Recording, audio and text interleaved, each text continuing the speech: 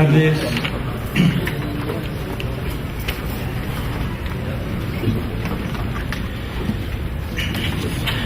Buenas tardes. Como parte del programa de la 23 Feria Internacional del Libro, la Sala Nicolás Guillén de San Carlos de la Cabaña tiene el placer de darles la bienvenida al acto de otorgamiento del Premio Nacional de Literatura 2013 que, como ha sido públicamente informado, correspondió a Reina María Rodríguez.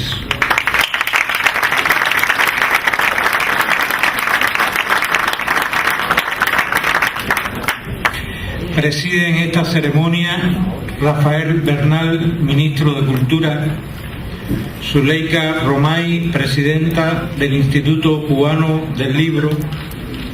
Nos acompañan además premios nacionales de literatura, escritores, miembros del jurado del premio, familiares y amigos. El Premio Nacional de Literatura es el más importante premio literario que se otorga en el país. Fundado en 1982 por el Ministerio de Cultura de la República de Cuba, se concede como testimonio de público reconocimiento a la obra de aquellos escritores que hayan enriquecido el legado de la cultura cubana en general y de su literatura en particular, con el aporte de una obra literaria trascendente. El jurado de esta edición estuvo presidido por Leonardo Padura Fuentes, Premio Nacional de Literatura 2012, e integrado además por Domingo Alfonso, Susana Jau, Marta Lesme y Norberto Codina. A continuación, dará lectura al acta de premiación uno de los miembros del jurado, el poeta y editor Norberto Codina.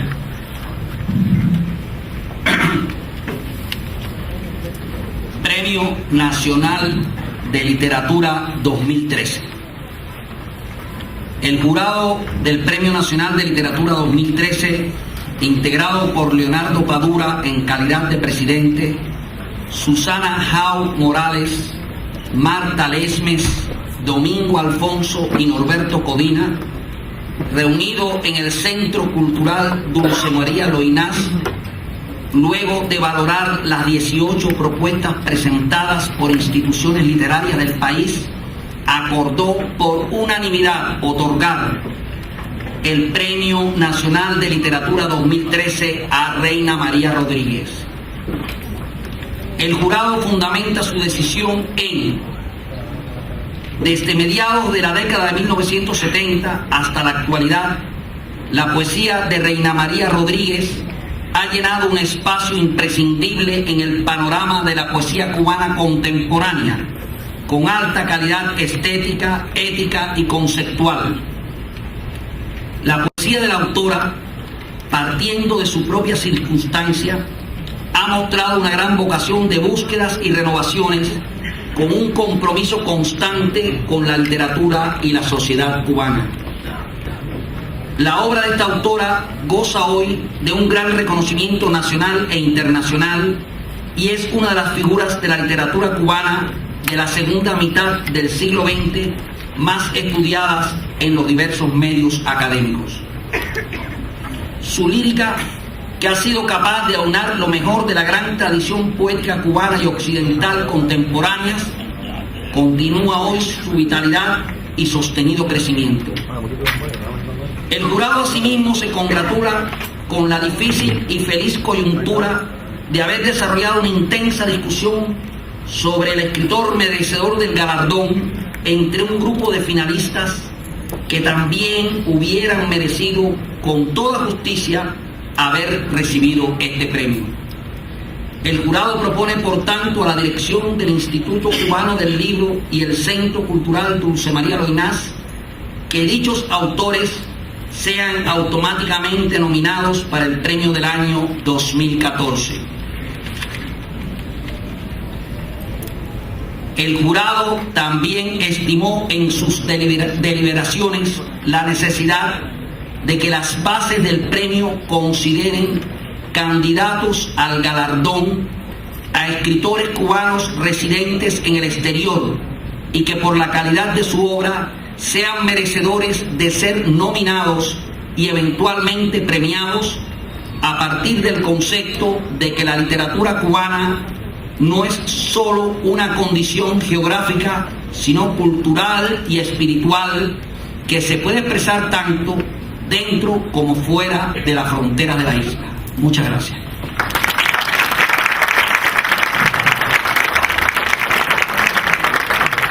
Muchas gracias, Norberto. Y en estos momentos invitamos a Rafael Bernal, Ministro de Cultura, a realizar la entrega del diploma acreditativo del Premio Nacional de Literatura 2013 a Reina María Rodríguez. La obra es del autor, del artista de la plástica José Luis Fariña, quien, como saben,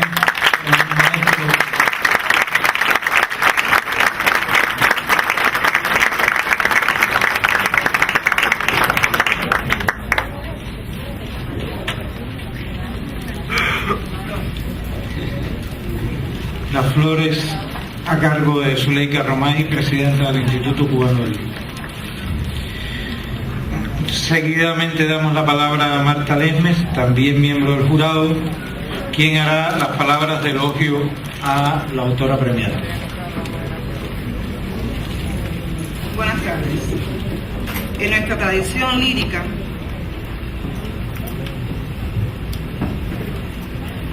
¿se oye mejor ahora? En nuestra tradición lírica, la presencia de creadoras ha sido fructífera, aunque menos legitimada que la de los creadores. No sería ocioso recordar aquí la feliz coincidencia de que en el año en que Reina María Rodríguez recibe el Premio Nacional de Literatura, con toda la libertad dentro del acto de honestidad asumida o que debe asumir cualquier jurado en el ejercicio de su criterio, se celebra también el bicentenario del nacimiento de Gertrudis Gómez de Avellaneda, una de las mayores y más controvertidas escritoras cubanas de todos los tiempos. A pesar de una fecunda producción femenina nacional, clasificada y jerarquizada dentro del canon literario alineado por eventos legitimadores como el Premio Nacional, la crítica y finalmente las historias literarias, se puede decir que son muchas las escritoras, las poetas, como gusta a Reina que la llamen, que han merecido tan importante galardón, pero no que lo hayan recibido. Por lo que al obtener este importante lauro, una poeta de tan sostenida presencia en la lírica desarrollada por completo dentro de la época revolucionaria, este hecho me parece en sí mismo un reconocimiento para la premiada y a la vez para el campo cultural cubano de estos tiempos. Realizar el elogio a cualquier escritor es un reto, pero si se trata de una obra de vastedad y de fértil madurez, y sabiendo de la reticencia de la autora a ser un mal objeto de estudio, el temor es doble. Recordemos el perjuicio expresado en versos de su libro Para un Cordero Blanco, donde cierta voz, que creemos en perfecta sintonía con la de la autora real, expresa: mañana presentarán un libro mío. ¡Qué horror! Esa mujer que hablará y hablará de cómo lo hice. Temiendo revisarla, horrorizarlos, acepté gustosa ese reto. La obra de Reina María Rodríguez exhibe dos líneas fundamentales.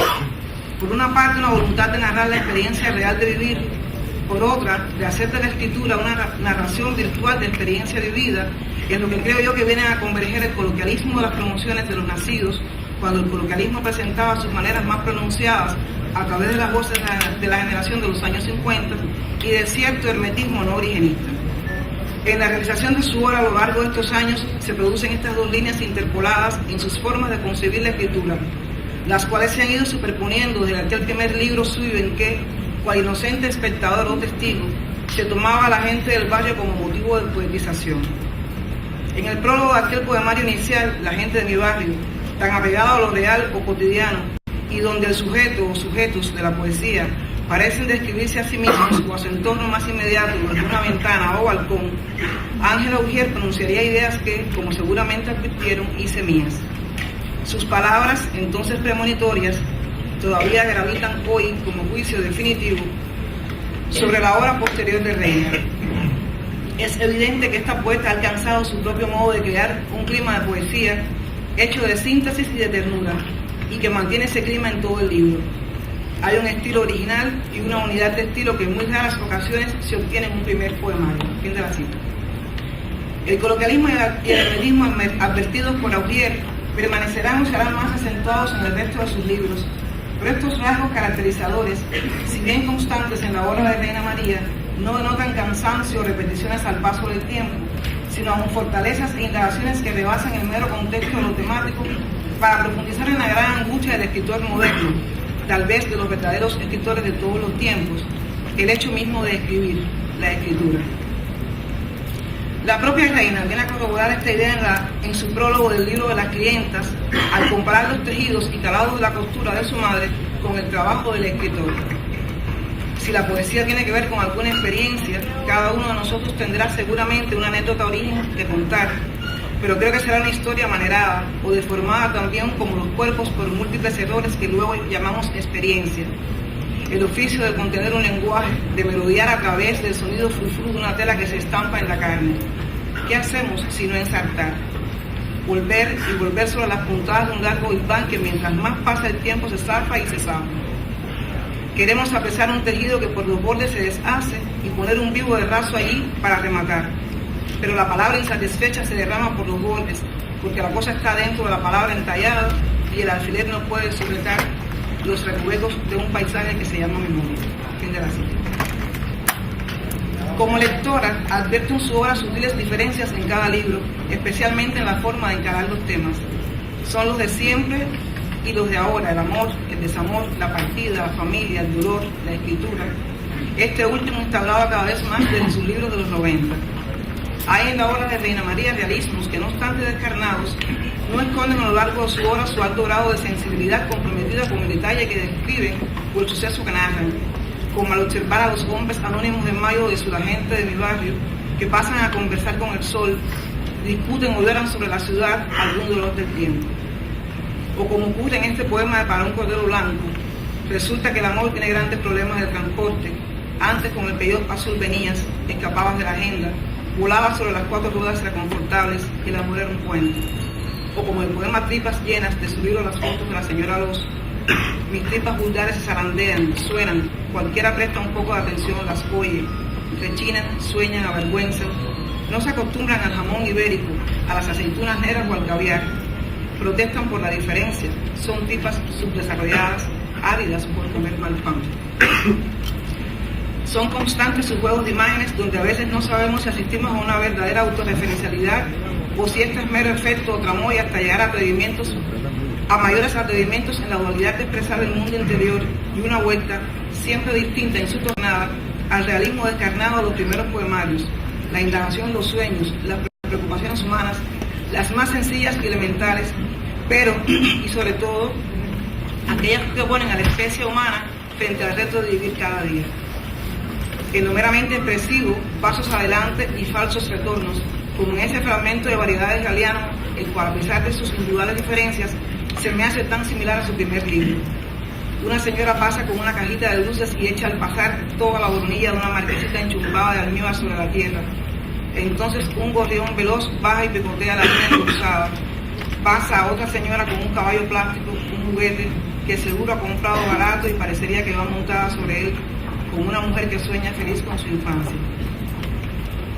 La autorreferencialidad, expresada a veces con oficio memorialístico, como el traveling, es, junto con el realismo de algunos de los fragmentos ya citados, uno de los recursos más empleados por Reina. Quiero evocar aquí una de sus autorreferencias más conocidas, la de su miedo, ya superado, por los aviones y los viajes. No nací para descubrir el mundo. En el último momento, con las maletas llenas y la casa llena de gente, despidiéndome, me arrepiento. Regreso a la pista sin mayor arrepentimiento y media hora antes de salir del avión me arrepentí. La síntesis y la ternura de la obra poética de Reina María no excluyen la ponderación del conocimiento y el pensar la cultura, lo propiamente reflexivo instalado dentro del texto poético, aunque siempre dentro de ejes realistas, autorreferenciales y, añado ahora, autotextuales. Sería fácil realizar el escrutinio de muchas de sus lecturas a través de los autores de sus citas y epígrafes, pero entre todos ellos sobresale, como llama la atención, Roland Barthes. La preocupación por el hecho mismo de escribir, de la condición esencial de la escritura que está presente en los textos de Reina, nos recuerdan las ideas del francés. En la poética moderna, las palabras producen una suerte de continuo formal del que emana poco a poco una densidad intelectual o sentimental imposible sin ellas. La palabra es entonces el tiempo denso de una gestación más espiritual, durante la cual el pensamiento es preparado, instalado poco a poco en el alzar de las palabras. Esta suerte verbal, de la que caerá el fruto maduro de una significación, supone entonces un tiempo poético que ya no es el de la fabricación, sino el de una aventura posible, el encuentro de un signo y de una intención.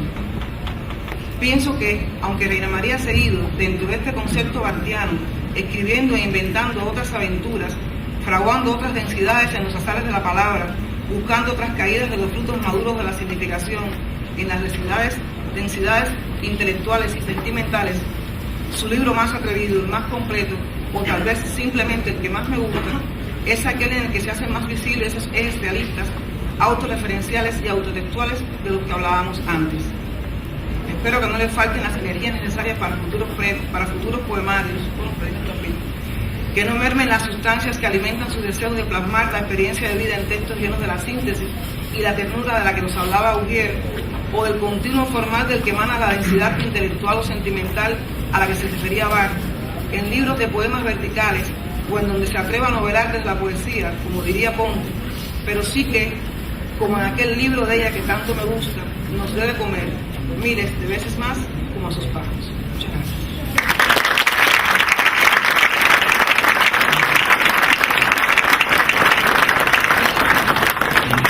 Gracias, Marta. Y para las palabras de agradecimiento, la autora reconocida con el Premio Nacional de Literatura 2013, Reina María Rodríguez. Bueno, muchísimas gracias a todos los que han venido, al jurado, a tus palabras, Marta, a todos los amigos que están aquí. Y voy a leer un texto que realmente me costó trabajo escribir, porque no esperaba este premio. Lo que ya no se va a dar. En el primer plano de la poesía debe estar el lenguaje. Ese es el tema. Lo que me mueve a escribirlo es él, la búsqueda de lo que ya no se va a dar. Ida Vitale. Nunca pensé que premiarían la incapacidad que tengo para lograr lo que no obtuve de la realidad y se convirtió en páginas. Te quedaste con el gajo de guayabo, decía mi madre. Por eso me costó trabajo escribir algo para este momento, con la conciencia de que obtener un premio nacional pueda convertirse en un límite para seguir luchando contra lo que no puedo, escribir mejor y hacer algo por la literatura cubana. ¿Qué puedo hacer por la literatura cubana? Agazapada desde una azotea, mi atalaya, desde donde siempre he visto lo que ocurre con esa mirada que solo guarda en su interior su amor y su miedo, excindiendo muchas veces, a mi pesar, el resto de las cosas que suceden. Jorge Luis Borges dijo que un hombre quiso trazar una cartografía del mundo, comprobando aterrado que solo había diseñado el perfil de su propio rostro. Así lo que he podido ser y hacer es algo incompleto. Todavía me da pena responder a la pregunta ¿cuál es su profesión? Porque cuando respondo poeta, veo dentro de la mirada del otro esas ridículas maripositas que sobrevuelan alrededor de una mujer alada en la cubierta de un libro que casi siempre parece un cancionero. Ojalá hubiera escrito para los que ven lo poético como relleno sentimental en sus momentos de alegría o tristeza, pero me propuse deliberadamente no ser solo una mujer que grita. Y queriendo subir más la parada, respondo escritora, aunque en el fondo sepa que no soy más que una escribidora que ha luchado contra la impotencia de no tener un estilo, ni un lugar definido, ni una gran imaginación, ni un género, ni un misterio, solo una sensación desesperada de inutilidad. Aunque poco a poco la corriente por buscar mayor libertad, y toda verdadera libertad es oscura, como dijera Antonin Artaud, fue llevándome hacia libros variopintos, los llamo, hechos con fotos y fragmentos, por mi incapacidad para lograr un centro, un amor, una fe. Libros que vienen desde Traveling, 1995, que fue difícil publicar porque tampoco tenía un género definido donde encasillarlo, escrito cuando aún no tenía la relación con la obra de Roland Barthes que tuve después. Cuando nací, Barthes había publicado ya sus mitologías y su lectura abrió en mi imaginario una ruta contraria a la de Jean-Paul Sartre. Aunque Sartre se retractó al final de muchos de los compromisos que contrajo a través de la literatura, pudo entonces verla más que como compromiso, como trauma, negación, confesión, utopía, donde poetizar la realidad sin temor a la cárcel del yo, ni a la búsqueda del tú casi siempre ausente, hasta que hallé un ella como fórmula para salir de esa prisión, optando por muchos niveles de conciencia donde ocultar el dolor, mostrándolo.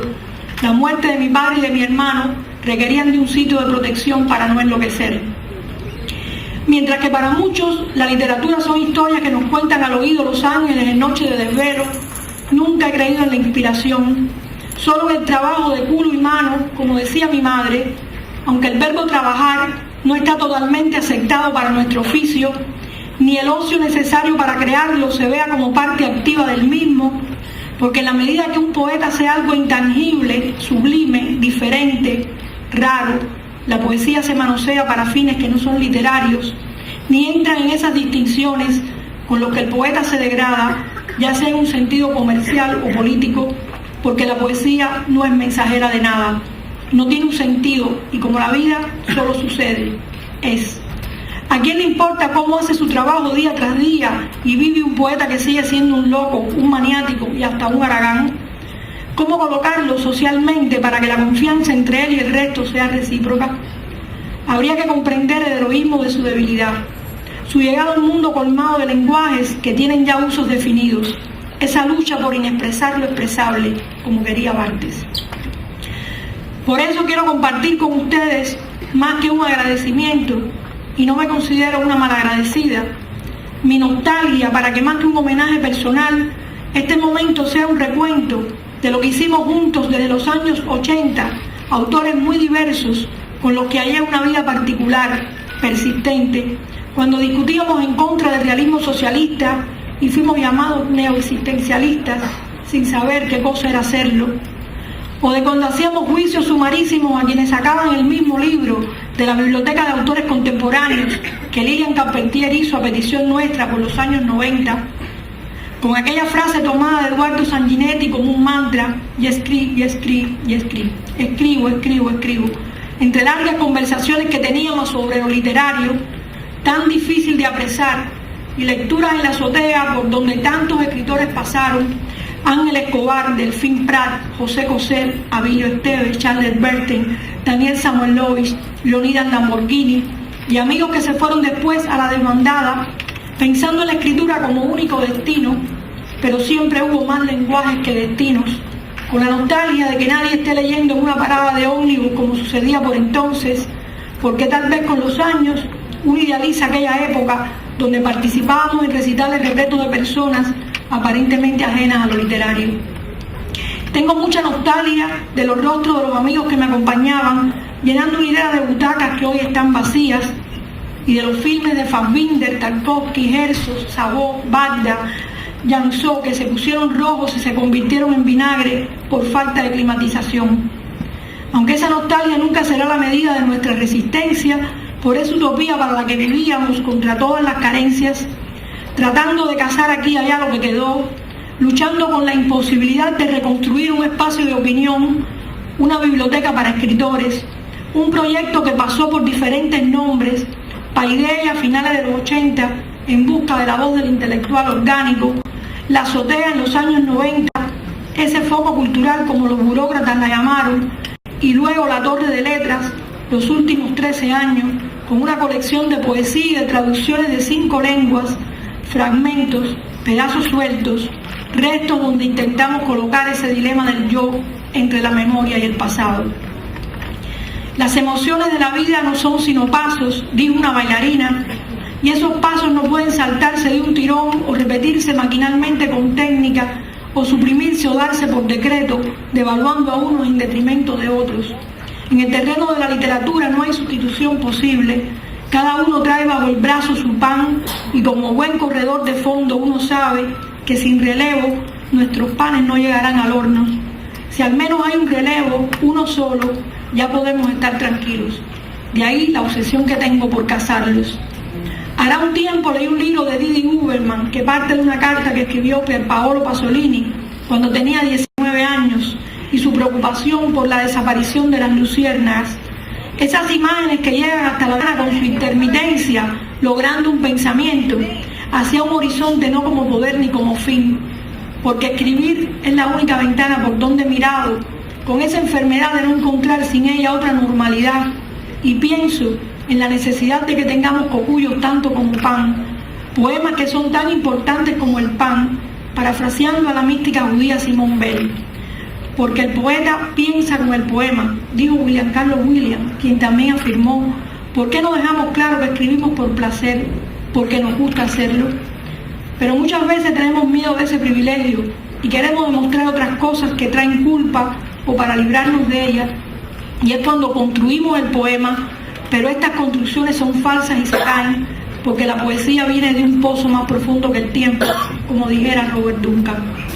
Por eso, este es el recuento de lo que ya no se va a dar, de lo que nos faltó o de lo que perdimos ante la fuga de tantas diminutas luciérnagas que se desperdigaron, siguiendo tal vez el juego de esos laberintos y mapas por donde uno se extraviaba.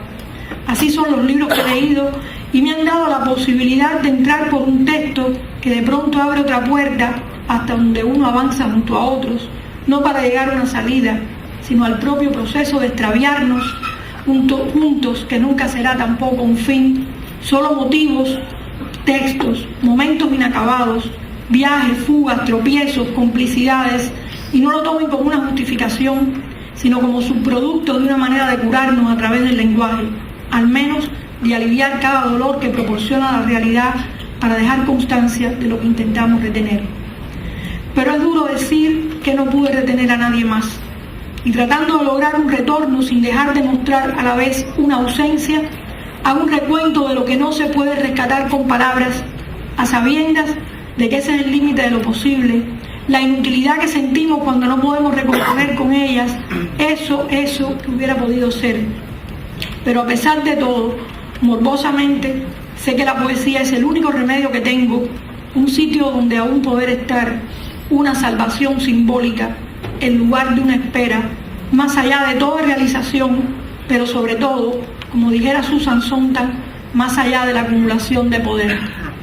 Lo mejor que me ha pasado este año fue reescribir a mano algunos libros sin comparar cómo fueron en las ediciones ya publicadas, para unirlos al diario que comencé desde los 13 años, haciendo una reconstrucción en libreticas que me han acompañado hasta hoy como si fueran mi cabeza.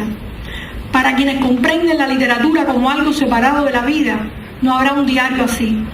Pero para mí, que he visto siempre la vida vivida junto a los textos como defensa de lo real, las cuentas, los gastos, las conversaciones y las lecturas, como aquellas libretas victorianas donde las hijas inglesas acumulaban todo en sus listas, son solo múltiples rutas de lo que ha sucedido día tras día. ¿Habrá algo más literario que la vida? Por tener una desviación muy seria en la columna, siempre algo desviado, me acostaba ahora en reposo absoluto sobre una tabla a leer. Y la secretaria de Alejo Carpentier, que era clienta de mi madre, cuando el Instituto del Libro quedaba al lado de mi casa, en Ánimas, subía cajas de libros, cuentos ingleses, rusos, polacos, norteamericanos. Pero el primer libro que me impresionó, aún sin comprenderlo bien, fue el Retrato del artista adolescente de Jane Joyce. Había una vez una vaquita mu que iba por un caminito. Y desde entonces, Stefan Dedalus se convirtió en el nombre de uno de mis gatos, junto a Diótima, a Elías Canetti, a Luna Barnes, a Denise, el amante de Isaac Dinesen. Así como los nombres de mis gatos nacieron de mis lecturas, los regalos de cumpleaños se convirtieron en objetos que traían música o palabras. Un escritorio, un piano, un tocadiscos, fueron los juguetes que cambiaron mi infancia.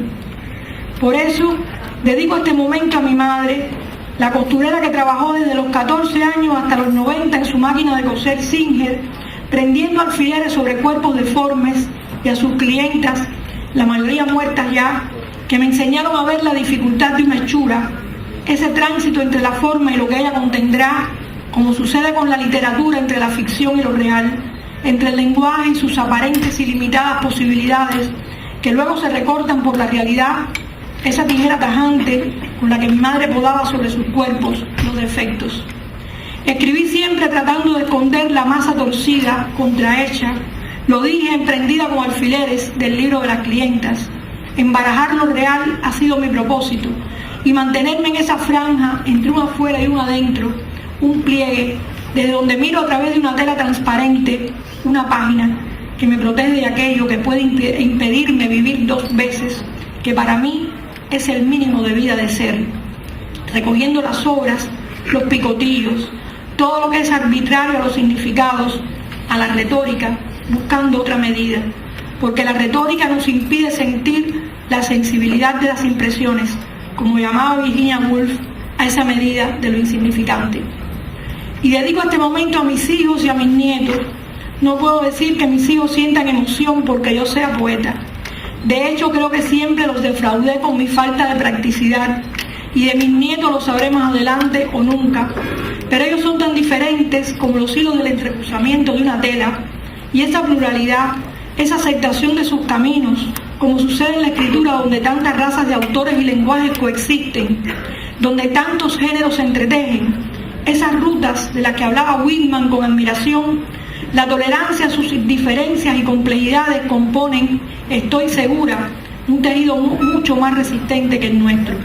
Porque como dice un poema de Alex Fleite de 1999, hemos pasado la vida esperando un tren. Esperamos un tren, nos dijeron nuestros padres. Esperamos un tren, le contestamos a nuestros hijos, cuando nos miran con estupor u odio, saltar por años entre los rieles. Se puede elegir si haría falta expresarse solo con entusiasmo sobre un lado y con horror sobre otro, y lanzarse al lado que a uno le pareciera mejor. Pero yo elijo cruzar un puente de aquí para allá y de allá para acá, sacando hilos de un dobladillo de ojo interminable, para dedicar este momento también a Lorenzo García Vega, que no pudo regresar a su parque de diversiones mental, a la isla que desacralizó junto a todos sus cachivaches, que sustentan también desde la lejanía otra promesa de los cubanos. Un día me dijo que la isla era para él como una montaña rusa por donde subía y bajaba cada noche en sueños. Sus extrañas y lúcidas fugas reconstruyen nuestra isla cuando se ha perdido de la inmediatez de retenerla. Le prometí publicar Los años de Orígenes, su libro de ensayos, pero por motivos ajenos a mi voluntad solo he podido publicar una antología con sus poemas para la Torre de Letras, por lo que tengo esa promesa con él incumplida. No será hasta que Los años de Orígenes, así como los mejores libros de la literatura cubana de adentro y de afuera, usando una demarcación que para mí no existe, estén publicados en su totalidad. Y hace más de 20 años, desde Estocolmo lo exigíamos, y algunos escritores han muerto y siguen siendo desconocidos en su país. No será hasta que lo que se fue entre y lo que esté adentro salga en un flujo y reflujo incesante como un mar. No será hasta que lo traigamos a él, al niño viejo maldito de Orígenes, y junto a él a todos los autores que no están publicados aquí, traspasando esa falsa frontera de lo cubano territorial o de otras razones extraliterarias, incluso de la última demarcación entre vida y muerte, que como el pan que hacía mi madre se arranca de un tirón, que se realiza el sueño de esa pesadilla que a Lorenzo poco a poco mató, el sueño del lenguaje, la reconciliación con su dolor, con su diferencia, ese lugar donde únicamente queremos estar para que nadie nos robe el sitio que es nuestra posesión más cara, el país del lenguaje, fuera de los límites de los poderes, porque escribir es, en última instancia, dijo Maurice Blanchot, aquello que no se puede, lo que está siempre en búsqueda de un no poder, ya que el lenguaje es más que sangre, y lo hemos masticado, obsesionados con nuestras propias vidas que ahora son lenguaje. Cuando no teníamos nada que comer, comíamos lenguajes, y nos alimentó pasando los libros de mano en mano, con la esperanza de que él nos salvaría. El lenguaje es la manzana del paraíso, y no estaba proscrito jugar con ella, estaba estrictamente prohibido comérsela, dijo Philippe Soler. Ahora, trasteando entre líneas y líneas a las que me aferré, estoy sola con las palabras que mientras menos significan, mientras más arbitrarias sean, mientras más se recogen perdiendo vanidad, mientras más cuesta colocarlas sobre una estructura, más duelen, haciendo todavía un esfuerzo por agarrarlo, arrancarlo y forzarlo a resolver lo ineludible, esa relación de confianza entre el yo y el lenguaje, que es lo que descubrieron Virginia, Joyce, Proust, Kafka, Bernhard, Pessoa, Virgilio, esa moral ante toda moral, donde solo las imágenes están libres del tiempo, como quería Lezama Lima. Lo que comemos, nos ponemos o quitamos, también lo escribimos. La receta de la poesía está en la mesa vacía, en los cuerpos por vestir, en la restauración de una infancia donde nos sirvieron, en aquella doble mesa hecha con trucos, melcocha de naranja o en su defecto, cáscaras. Aseguremos las cáscaras, los detritos. Dulce o truco el poema, me he preguntado, porque ante la escasez de artículos, opciones, opiniones, sitios donde estar, se opuso el exceso de palabras, la ridícula impotencia de las palabras frente a la vida. Palabras que se tragaban unas a otras, produciendo una sustitución de vida no vivida por lenguajes, y es muy penoso el hecho de que el desacuerdo con la vida se convierta en cultura.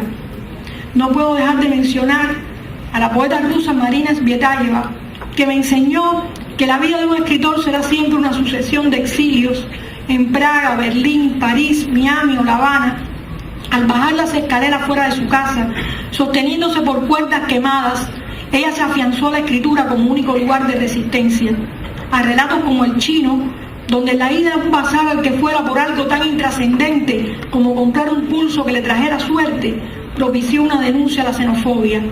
O la lista de fusilados que hacía en la comisaría donde la pusieron a trabajar, le dejaron un margen para escribir entre los residuos de hojas blancas manchadas con sangre contra el estalinismo, quitándome también a mí el terror que siempre he tenido por no poder ser más que una imagen, alguien que se pellizca para saber si es real o no y aceptar que de eso se trata, salvando las diferencias del nivel al que podamos llegar, que la única utilidad es convertirnos en imágenes, incluso al más bajo perfil, entre pobres alegorías, aunque ellas, como dijera Walter Benjamin, son al ámbito del pensamiento lo que las ruinas al ámbito de las cosas.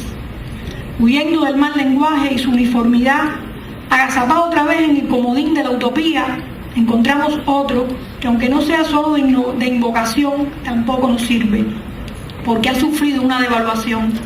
Uno se queda inconforme y quisiera tener más tiempo para hacerlo todo mejor, no solo la literatura, sino la vida, para que el lenguaje esté vivo como ella y viceversa. Pero sé que soy una remendadora y esa imperfección me atrajo desde que puse a la escritura como lugar donde convivir con los errores, a los que equivocadamente llamé experiencia, y tomé la decisión de dar puntada tras puntada para recuperar contra un proceso de olvido sistemático lo que pude, sin lograr otro efecto que esa porción que me tocó de resistencia por no tener valor para responder a la pregunta de Martin Heidegger, que les dejo a los amigos que me quedan y a los lectores que pensarán en ella cuando se encuentren frente a lo que no fuimos capaces de hacer, decir o cambiar.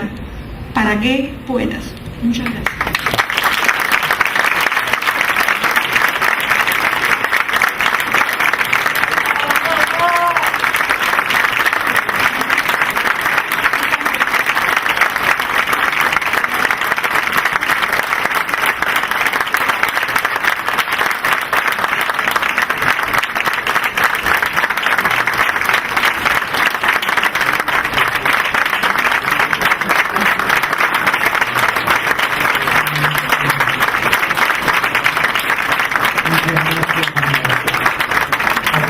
Por estas palabras. Agradecemos la presencia de todos en este significativo momento para la imancitación y el develamiento de la poesía cubana entre siglos, y los invitamos a continuar disfrutando en días sucesivos de los espacios literarios que se ofrecen en esta 23 Feria Internacional del Libro en La Habana.